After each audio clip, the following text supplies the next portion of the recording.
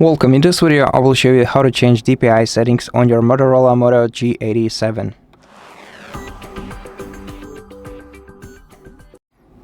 To do that, you're gonna need to open settings.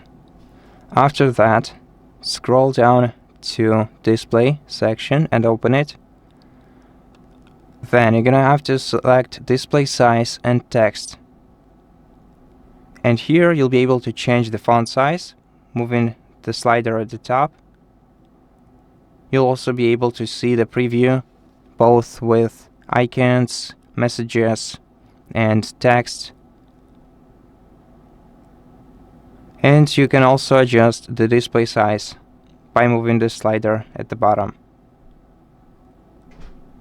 Once you leave this menu, the changes will be applied.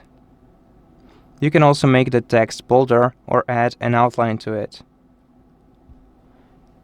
To reset settings that you made here, tap Reset. And that's it. Thank you for watching this video. If it helped you, please consider subscribing to our channel, leave us a like in the comment below, and I'll see you in the next one.